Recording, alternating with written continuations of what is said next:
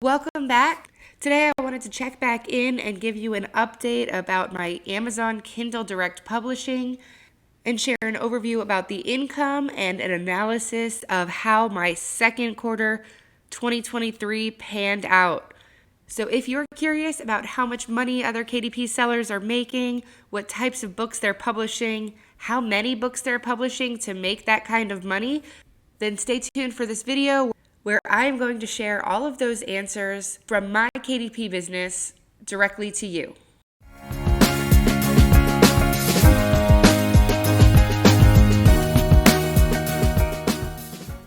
Hey, welcome back to my channel. This is Rebecca Boland going over digital strategy for various business income streams that you can make from the comfort of your house.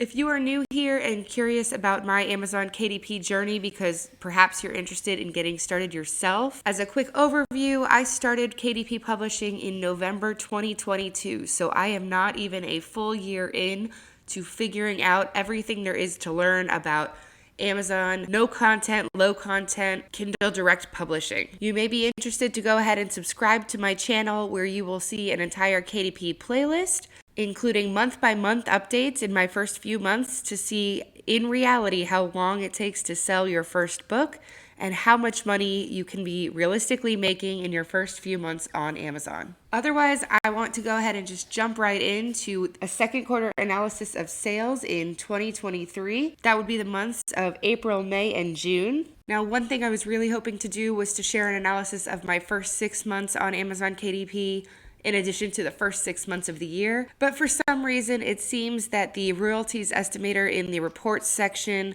only lets you look back at 90 days at a time. So you will notice that if I try to do April 1st to June 30th, it actually cuts me off a day. I either have to cut off the 1st of April or the last day of June because it is capping me at exactly 90 days. So right off the bat, that is a little frustrating. I'm not sure why they limit it like that, but it's the best we can do for now. So you'll notice that the current view is showing all books, and you'll see that over the course of the 3 months from April to June, I sold 51 books. One thing I like to remind everybody at the top of the video is that in this section where it says out of all 224 books, that number is not how many books I had published over this time frame. It's how many books I have currently published to date. And since I am recording this in July, it is an inflated number because I have been working to publish more books across this period. However, that's not going to impact what we're talking about today. So I want to scroll down and look at how those sales were divided across the time period. You'll see that in April, there were a handful of days with 2 sales, several with 1, and there was starting to be some consistency and momentum in getting a sale almost every other day. And then we did have a few nice days with a spike of 3 at the end of April, and then the highest spike of the time period of 6 books sold on the 1st of May. So in April, I was excited to see that there was that momentum. It felt like there was some consistency, and it felt like there was some traction in what I was doing on Amazon KDP. Of course, as you'll notice, then around May 6th, all of a sudden I stopped getting sales. And surprise, surprise, that was another Amazon termination out of absolute nowhere that I was fighting for over a week trying to get my account back in live. Not only that, but this time when the account was reinstated, which I'm happy to say it was, however, when it was reinstated, every single book that I had previously published was now pushed back to draft mode. I had to go in and individually republish each and every book. So a few problems with that were, number one, the time. Of course, it meant that all of my books, over 150 books at the time, had to be individually republished, going through that whole 3-page section of confirmation. And then another issue being that the books did have to sit in review mode again. Now, I will say that they were reviewed much faster and approved faster than any new books that I've previously published. So it probably only took maybe 2 or 3 days at the max to get those books published. However, number 3, I had a huge concern that I had just argued another frivolous termination that did not make sense, but I wanted to do absolutely nothing that would tick off the Amazon KDP content review team.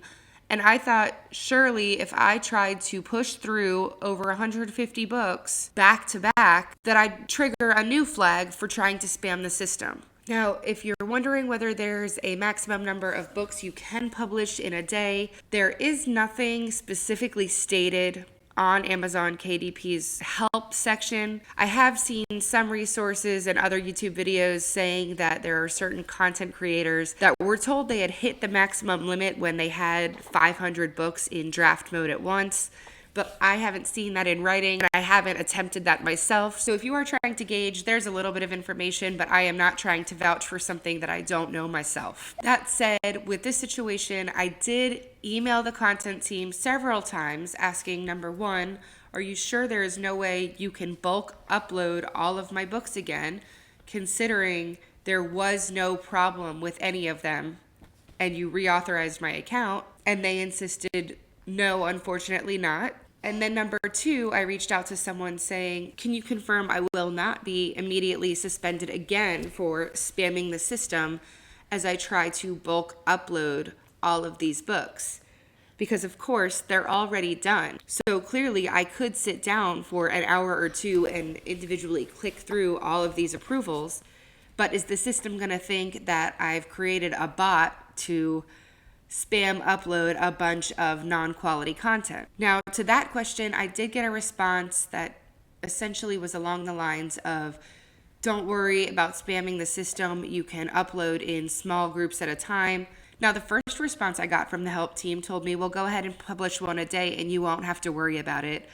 And I politely suggested she escalate my question to a manager, because with over 150 books, it would take me half a year to even get back to where I started.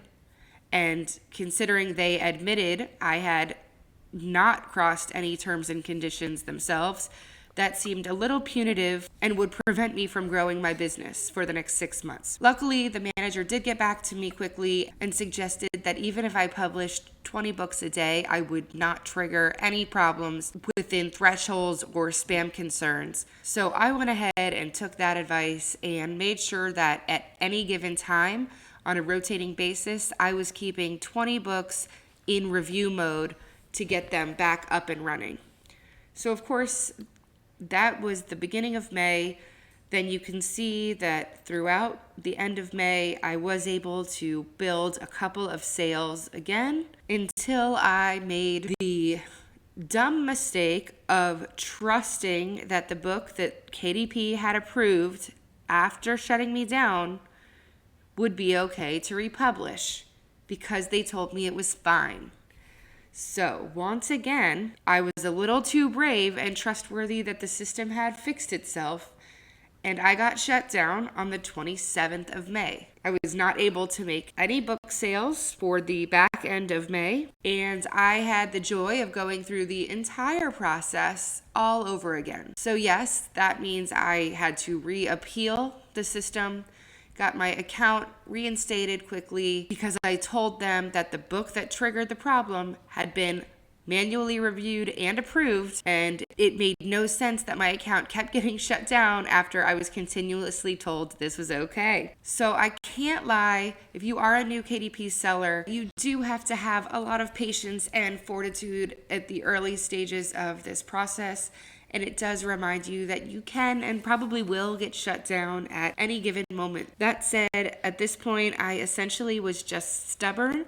So when I got my account reinstated and I had to start that process of manually publishing each book to go live over again, this time I started with the book that they kept rejecting my account because of, to make sure I didn't waste time on all the others, and it didn't cause any problems, and it's published to this day. So thereafter, I went ahead and republished every book again, and I was back up and running and remade my first sale again on June 5th. Luckily, throughout June, you can see that I did start to get a little bit of that traction back, where I was making at least one sale almost every day, with some helpful spikes on June 11th of 4 books, another 4 books sold on June 24th, and a few days of 2 books in between. So I'd feel comfortable saying that if I didn't have to deal with 2 terminations during the month of May, I probably could have expected to see at least 10 to 15 books sold based on how this pattern looks, and could have had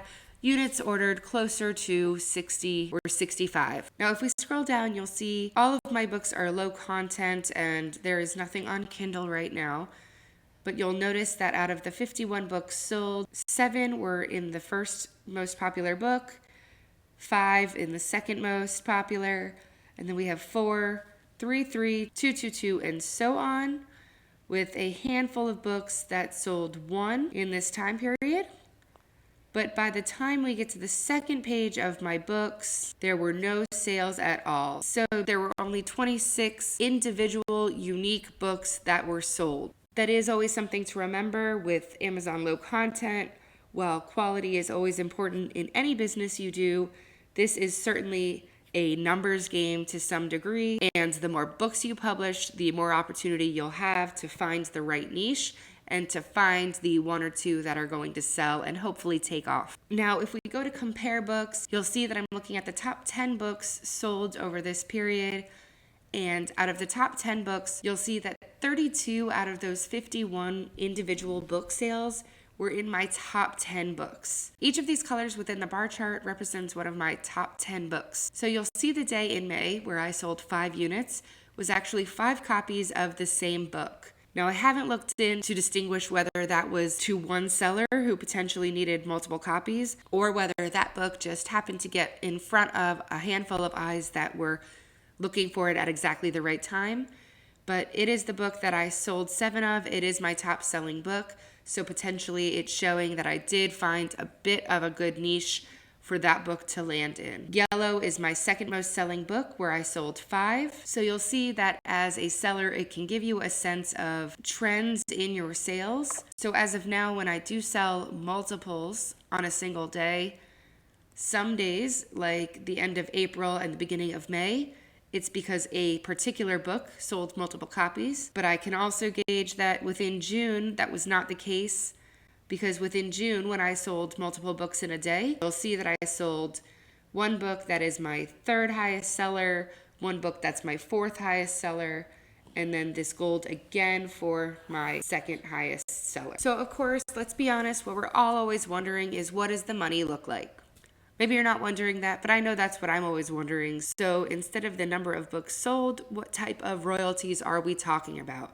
We head back to the royalties estimator and plug back in the 3-month period from April 1st to the end of June, as far as it'll let us go. You'll see that those 51 book sales generated just over $100 in royalties. You'll notice that on the line chart below, the trend looks very similar to what it looked like in terms of the individual units of books, because as of now, I publish several different types of similar books, and therefore I am making about $1.75 to $2 in royalties on each and every one of them. So it does make sense that you'll see the same trend patterns from one to another.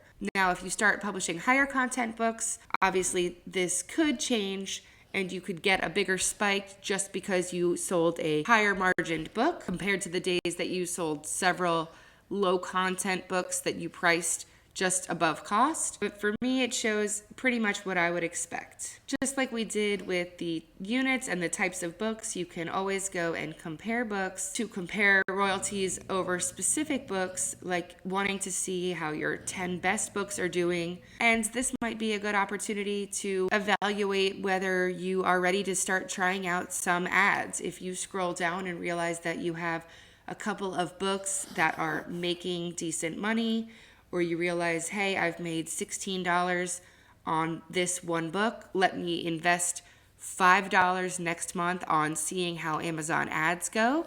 That's one way that I am thinking about starting to approach ads with regards to books that would be worth the investment. All in all, it is still not six-figure income that gurus like to tell us about, but it is real money, it is gas money, and it is relatively passive money once you have the books up and loaded. Now, I do think I had started trying out lottery ads, which I'll talk about in another video, but at a very, very, very low cost.